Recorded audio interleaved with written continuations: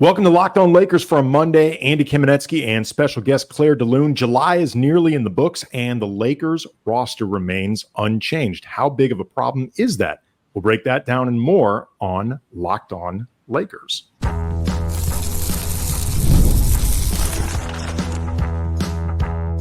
You are Locked On Lakers, your daily Los Angeles Lakers podcast, part of the Locked On Podcast Network, your team every day.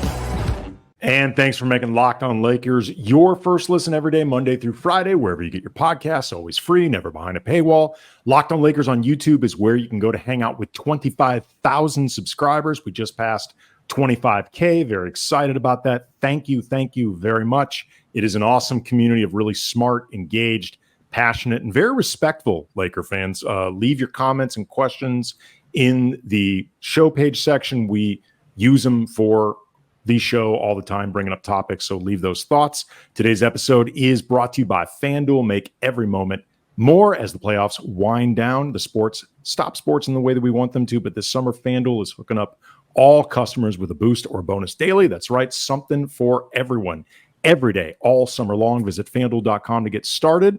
My brother Brian is out of town this week, so I'll have a slate of revolving guests, and we will kick things off with a favorite. The last time she was here, she covers She covers the NBA for The Guardian. She's also got a piece about Bronny James for SB Nation coming up very soon. Very talented musician under the nom de plume Tiny Deaths. Claire de Lune is back. Claire, how are you? Thanks for having me back. I'm good. The Lakers started winning again in summer league or in their summer games, so it was a little bit less of a tough watch for the second half.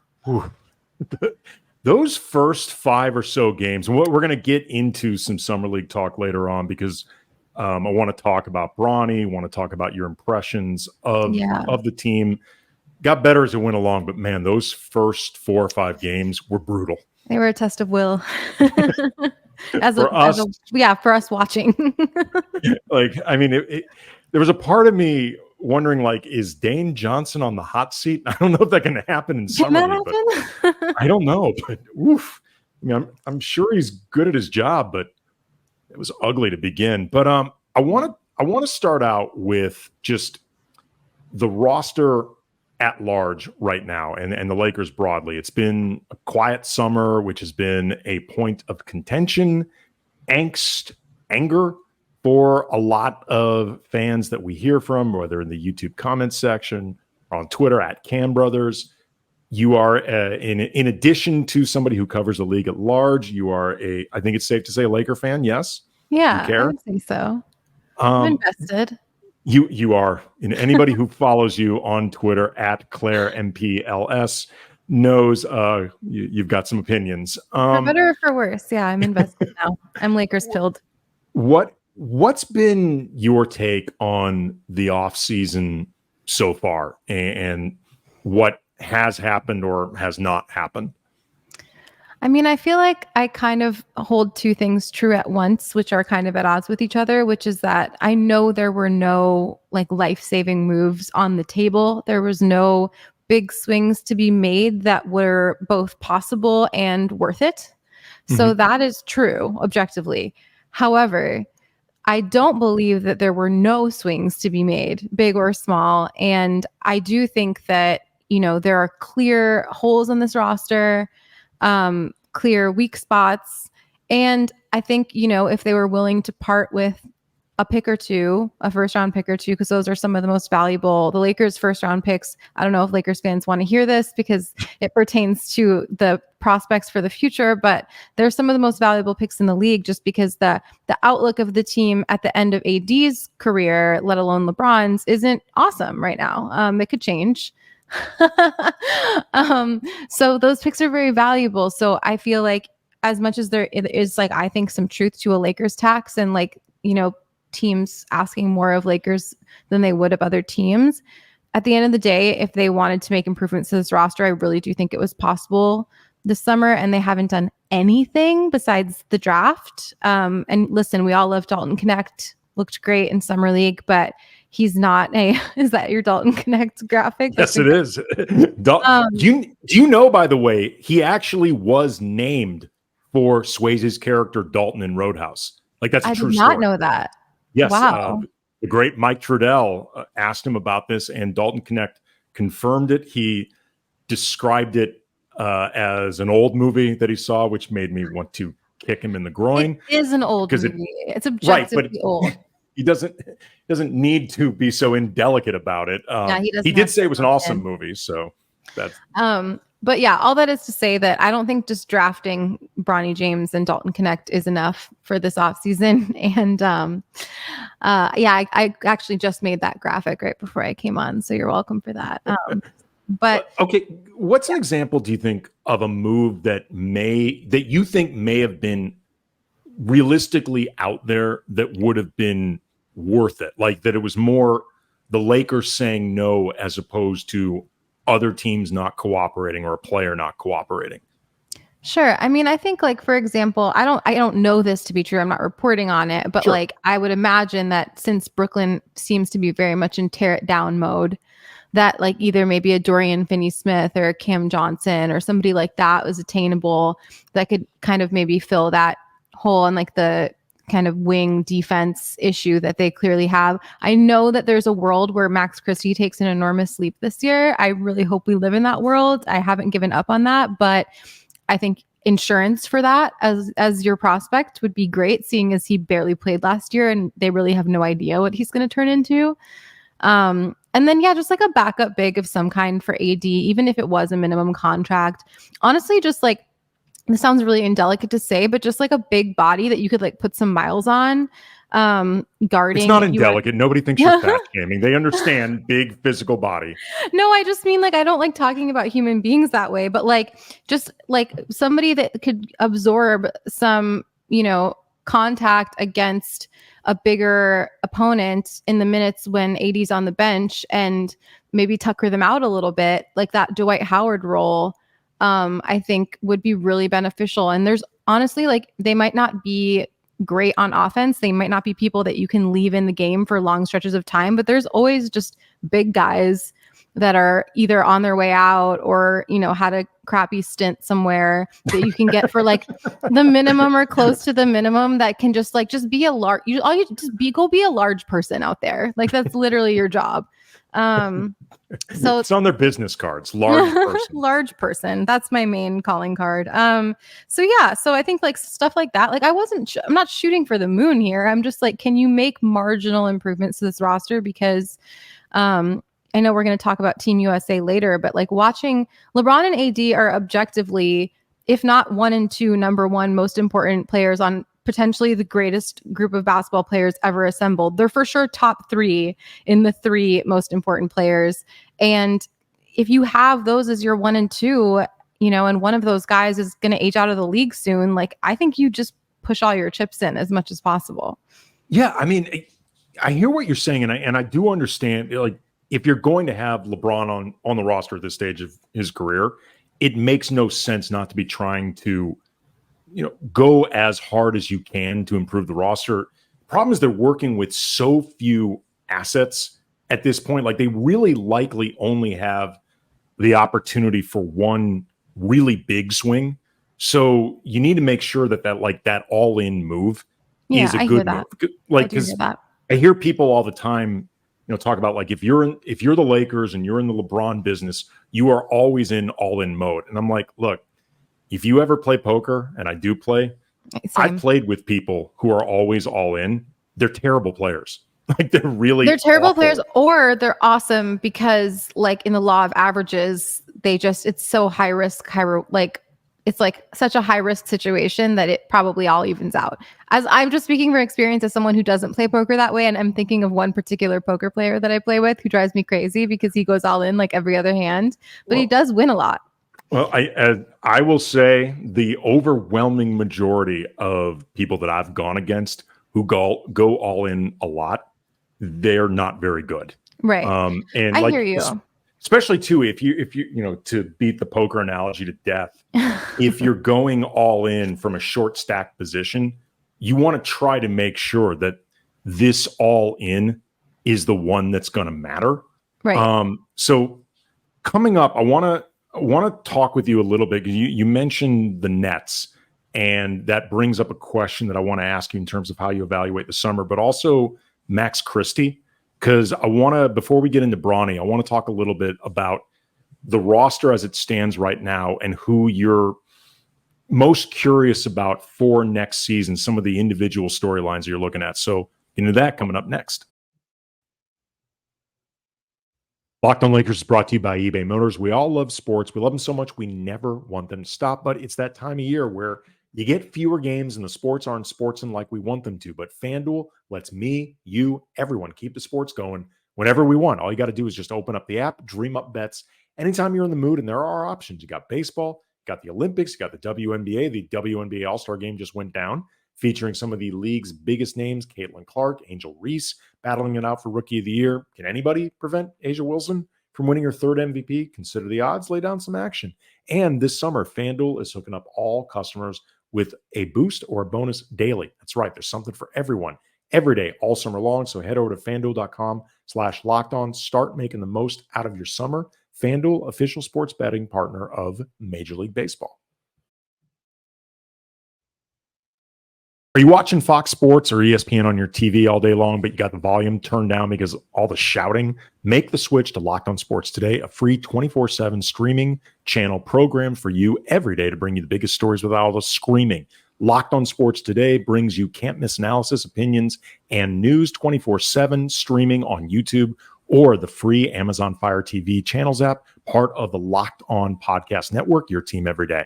So we were talking before, Claire, about Dorian Finney-Smith or Cam Johnson as like a potential target for the Lakers. And I agree with you, particularly with Dorian Finney-Smith. I think he could be a really good addition. The good news for the Lakers right now is those guys have not moved. So the Lakers have not missed on anybody yet. Like I was talking about this with Brian last week. It felt like in a lot of ways, Gary Trent Jr. was sort of the, okay, you're officially on the clock now moment for the Lakers. Yeah. Especially because he went for the minimum. Yeah. He went for the minimum. And, some of the other targets I know the Lakers were going after, like Klay Thompson or DeMar DeRozan or Jonas Valanciunas, like whether you like them as fits, didn't like them as fits, didn't like them for the money, liked them for the money, whatever. I think all of them had their own say in it and their own preferences. And the other teams, particularly Chicago and Golden State, it was very clear, like they did not want to take back salary. So it was going to make it complicated for the Lakers.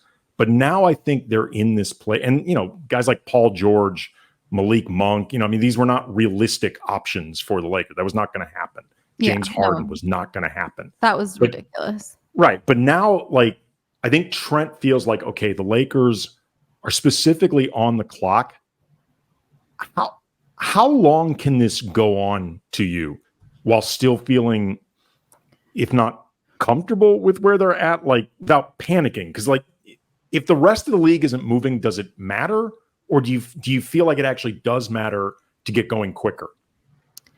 I mean, I would say two things. One, until they can't, like until the season starts and that's their roster. But also until we get like a passive aggressive LeBron tweet.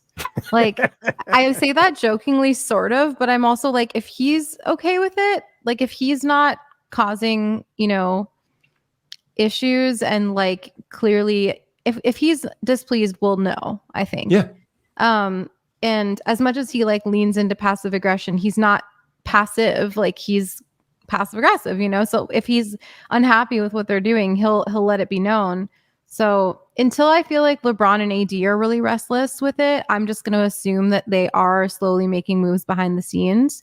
I just don't think it's a great look that they didn't. I really wanted them to do something at this trade deadline because especially if you look at like Dallas's path to the finals, that, was moves on the margins really that made that possible and moves that the Lakers could have made themselves really. So see, I don't totally agree with that. And I agree with you that they were moves on the margins for Dallas in terms of, who they gave up. Yeah. Like they gave up Grant Williams, they gave up Seth Curry, they gave up Rashawn Holmes, plus the picks, and they got in PJ Washington Jr. and Daniel Gafford. And those guys were upgrades. But the guys that they were giving up didn't matter in their rotation. Like those were all guys who were expendable. The problem that the Lakers have, and I think this is a really complicated problem for them, is the players they have with contracts that matter in terms of being able to match them for equivalent salary and impact players. Those are all guys in the upper half of their talent echelon. Like, regardless of what you think of D'Lo, like, playoff issues, whatever, D'Lo is one of the best players on this team. Like, that's not debatable. So it makes him not expendable, even if you want to trade him.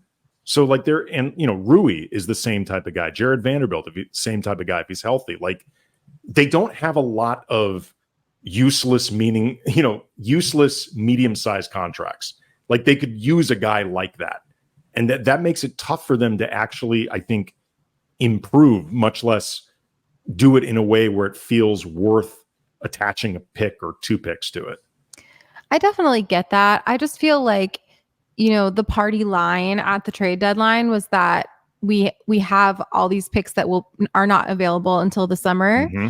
And once we have those available, then we're going to like take a big swing. And my thing is just like, yeah, right. So my thing is okay, so which is it? Is it that the guys you have are more valuable to your team than they are to the rest of the league, and thus it makes it more difficult to do a trade? Is it you're looking for a big star? Is it you're trying to be patient with upgrades? It just feels like there's always an excuse for whatever the non-action is. And at a certain point, like this, you have one of the best 2-man lineups, like top 2 guys on your team, pound for pound. I would put them up against like pretty much any of the top 2 players on any team in the league. And that's the foundation for a championship to me. Like, I know that they're not the youngest. I know that they're not necessarily the most healthy all the time. But if you have a 1-2 punch that can go up against anybody else's 1-2 punch, if you look at who's won the chip the last however many years, that's the secret. That you have to have the 2 best players on the floor. At least you have to have the best player on the floor. If you can have the 2 best, you give yourself a hell of a shot.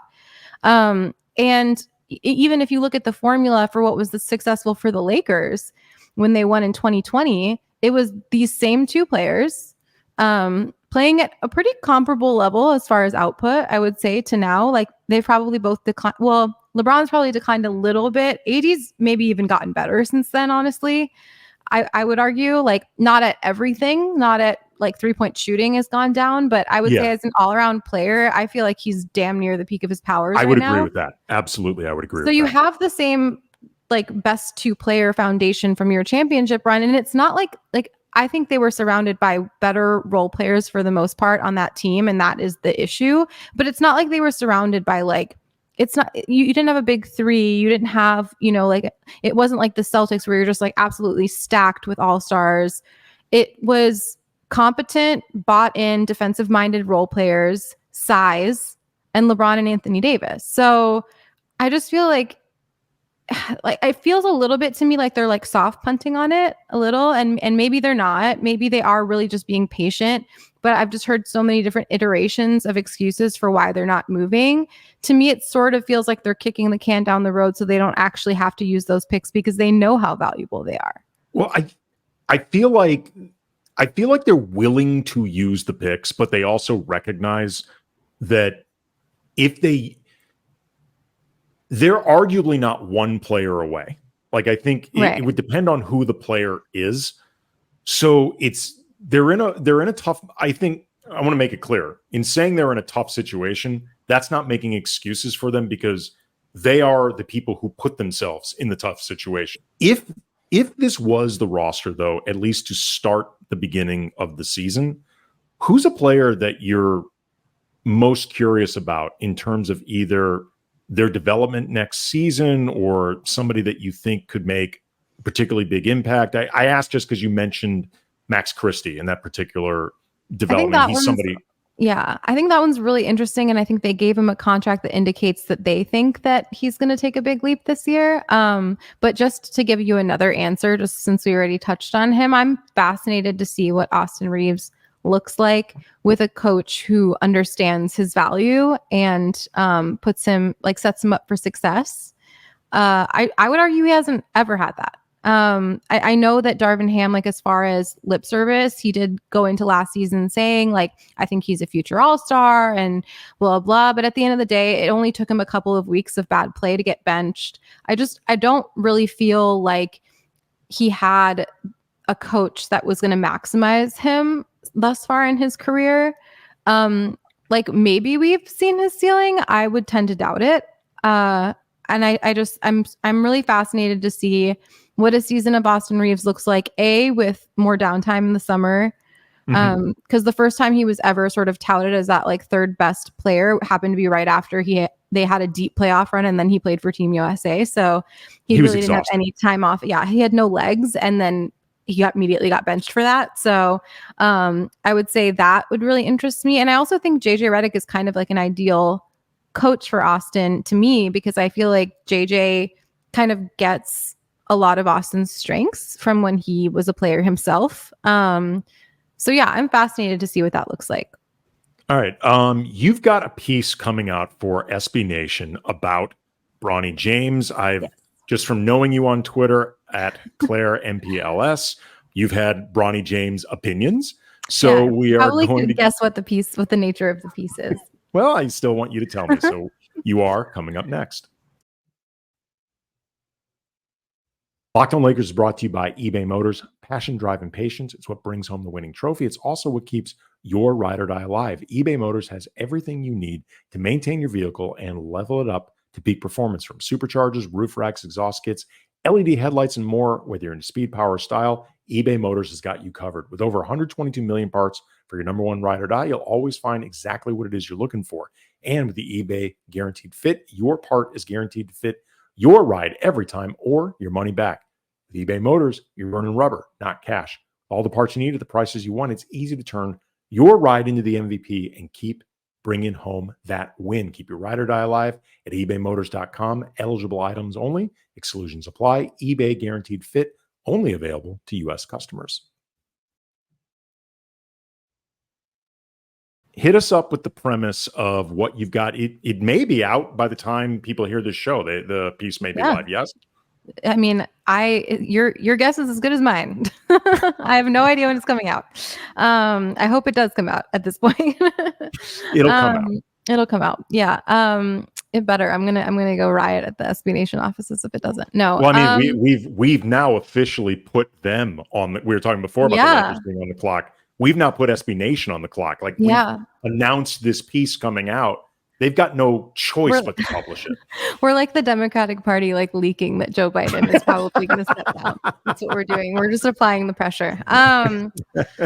Topical joke. So the piece is just sort of about how I think that the discourse around Bronny has been pretty ridiculous. And he's just basically, I think, has always been in like a lose-lose situation. It's like kind of damned if he does, damned if he doesn't. Like, if he didn't enter the league, first of all, it's ostensibly his dream to play in the NBA. I mean, like, if you ask him, and he's an adult, I would take his words at face value. So giving up his dream. Also, like, his dad has been very vocal about that it's his dream to at least play in the NBA with him, if not on the same team.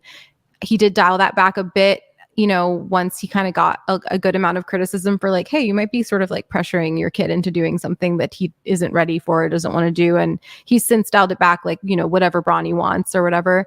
But there were years of him being quite vocal about that being his wishes. And any of us with close relationships with our parents know, like, you know, you want to make them happy and you want to do them proud. And so that was on the one hand. And then, you know, but if he does do that, if he does follow his family's wishes and follow his dreams and whatever, then like everyone's there waiting to be like, you didn't deserve to be here. And not to mention the fact that he literally, you know, had a heart attack that almost killed him like a year ago, less than a calendar year ago. So my kind of central thesis of the piece is like, if his name was not Bronny James, it would be like the feel-good story of the draft, that this kid had a heart attack on the court at USC, you know, made a miraculous recovery and was somehow ready to enter the NBA draft the following year. That's a pretty like impressive story. But instead it's like a story about nepotism. So I think it's interesting. No, first of all, that's actually a really interesting way of framing it, because a lot of times the feel good part of this, or the way it's been presented, is the idea of this father and son thing, which I think is more complicated, or too complicated to be simply feel good, because, if I'm being honest, I have not always gotten the sense that this setup with the Lakers is what Bronny wants. No, like forget about the idea of whether or not it's in his best interest, which, full disclosure, I'm not convinced that it is, in terms of Bronny establishing his own identity, carving out his own path, building his own respect. But, it's very clearly something that means a lot to LeBron.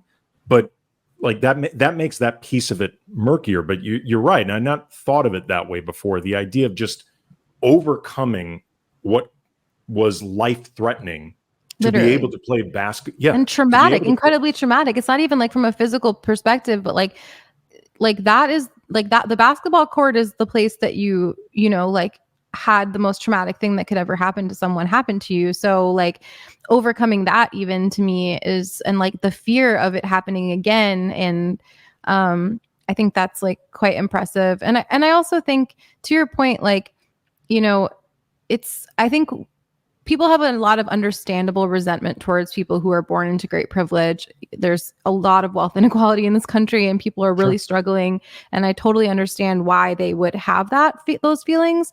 But at the same time, like, I think we can all, if we're tapping into our most empathetic selves, understand that like being the son of one of the most famous people on the planet is also presents its own difficulties. And it's just sort of like, he's a 19-year-old kid, kind of trying to navigate the world in the shadow, this enormous shadow. And I think that more empathy is warranted there. Well, I think with Bronny, what makes it often complicated is that when it comes to his situation with the Lakers, multiple things are, like you said, true at once. Yeah. And, talking about the idea of the nepotism with Bronny, like, clearly he is on the Lakers right now with this contract set up this particular year, in a year that is not convenient for the Lakers to have, more guaranteed contracts on their roster. This is one of the least convenient years for Bronny to be jumping to the pros playing with LeBron. Like, that would not be happening had he not been LeBron's son. But the idea that he's LeBron's son, I think sometimes people think about this like he's a trust fund kid getting his inheritance, or like he's just got out of college. Or LeBron doesn't own the Lakers. Yeah. Well, he's gonna he doesn't own the Lakers, but he kind of owns the Lakers in certain respects. But what I was gonna say is, like, it's not like he just got his inheritance. He's been working.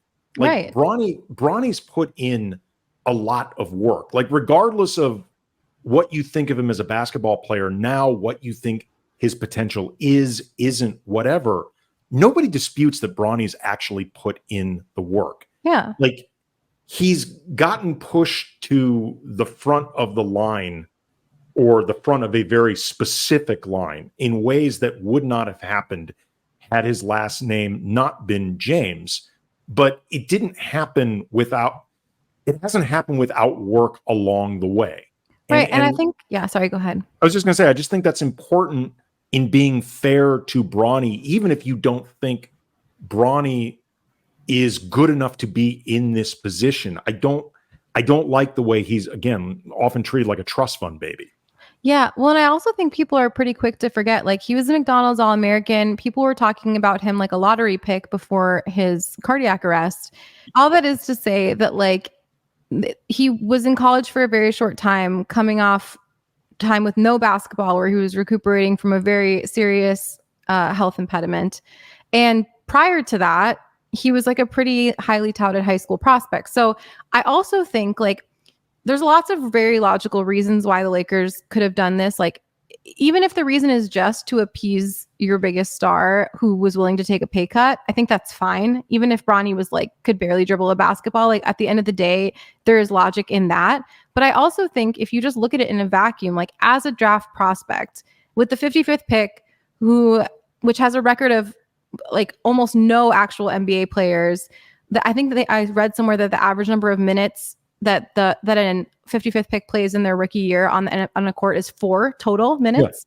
Yeah. So not per game, just in general. And so if you look at Bronny, he, has a nose for defense. He has a high basketball IQ. He was highly recruited out of high school. Had a serious injury at the beginning of his college career, which truncated his freshman season. Had, a bumpy freshman season. That's a reasonable draft prospect to me. Like, even if you don't know his name's Bronny James, even if you don't know you're making LeBron happy by making that choice, like, they had logical reasons to believe that given more time in development, he could be a real NBA player. So, yeah, I mean, watching him, he's shown, like you said, some real defensive potential. Like, there's been times where his defense has been outstanding. And the last couple games that he played, he was starting to show some offensive aggression. There has also been times where, honestly, I'm like, I don't know what his role is offensively. I don't quite know I don't even mean it as a criticism of him. It's more like I can't quite figure out what he'd be doing offensively. But, he started to do a little bit better there. The real problem, again, with Bronny getting drafted this year isn't even so much him getting drafted. It's the guaranteed contract, because it's in a year that it's problematic for him to be on a guaranteed contract, but at the same time, it's problematic because of decisions Rob Pelinka made. And like, ultimately, globally speaking, the problems on the roster would exist whether Bronny had a guaranteed contract or not. They haven't, other than, I guess, maybe Gary Trent Jr., they haven't really missed out on much in terms of minimum guys. The Lakers can actually sign somebody even with 15 guaranteed contracts already on the books. It just becomes more complicated, perhaps. They probably just have to attach like a second round pick to one of the other bad contracts that they have to move on from it, which is doable. And, if everyone like thinks second round picks are so precious all of a sudden, then maybe people would have an issue with that. But I mean, I think like, for me, I'm like, okay, cool. So maybe the issue is Bronny James having a guaranteed contract. I understand why people take umbrage with that. I take umbrage with the fact that they gave Cam Reddish a 1+1 when he was damn near out of the league. And so he obviously opted into that. And he's probably going to be a DNP for like 90% of the season. So like, there's plenty of other issues to take umbrage with on the roster that aren't like a 19-year-old with upside, So, yeah. Yeah, I mean, and again, people should check out this piece at SB Nation. It sounds really intriguing. Again, that angle of what should have been an inspiring story. I had not thought about it that way. The way you were describing with that fear reminds me of Paul George talking about when he first went back to playing basketball after breaking his leg. Like, that's frightening. Like, that's a frightening prospect, the idea of testing your body again. So I think people should definitely check that out. They should check out your work at The Guardian. They should check out your music. It is under the name Tiny Deaths. And as always, I'm just predicting it right now, Claire. You're going to be a fan favorite. They're going to enjoy you. They're going to be happy that you were here. Thanks. We didn't get to half of our topics, but that's okay. Well, we're just saving them for the next time that you are here. Locked on Lakers on YouTube, again, is where you can check out a great community of Laker fans. Leave your questions, leave your comments. We use them in the show. Coming up for Tuesday, Aaron Larsoul will be dropping by, works with the Lakers, so he's got a lot of insights. He also knows the game extremely well. So we will get into that. See everyone then.